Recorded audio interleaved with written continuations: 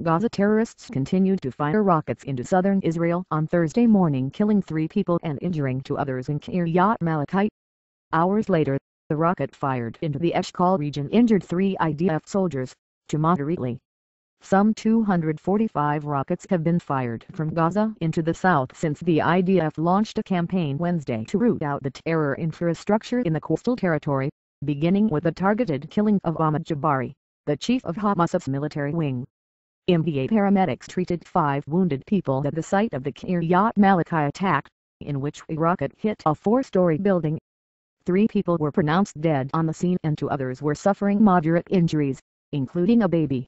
The house in Ashdod and a school in Ofakim near Beershed also sustained damage from rockets on Thursday morning.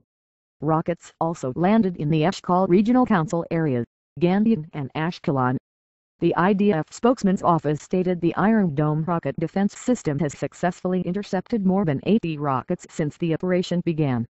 A separate IDF spokesman confirmed that all Palestinian terror factions took part in rocket fire overnight Wednesday, with Hamas trying to take the lead. He added that the IDF believes the rocket fire will intensify. Since beginning its operation, the IDF has struck nearly 200 Hamas and Islamic Jihad targets in Gaza, including several terrorist cells preparing to fire rockets at Israel and medium-range rocket launchers located across the Strip. Tank fire also was directed at terror targets, he added.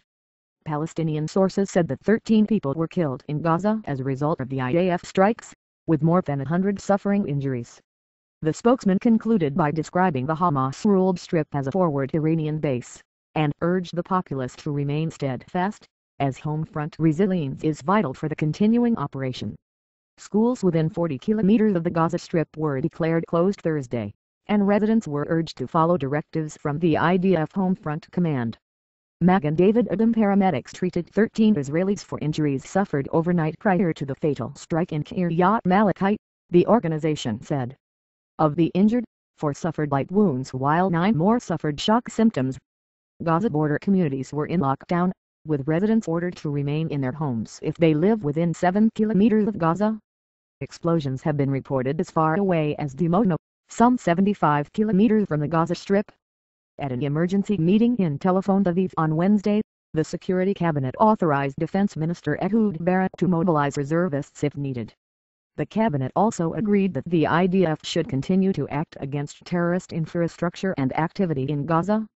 It instructed the Foreign Ministry to begin a diplomatic public relations campaign to explain that Israel was acting in self-defense against military targets, as the continued rocket barrage had become intolerable. Prime Minister Benjamin Netanyahu spoke on the telephone on Wednesday night with U.S. President Barack Obama, Vice President Joe Biden and EU Foreign Policy Chief Catherine Ashton.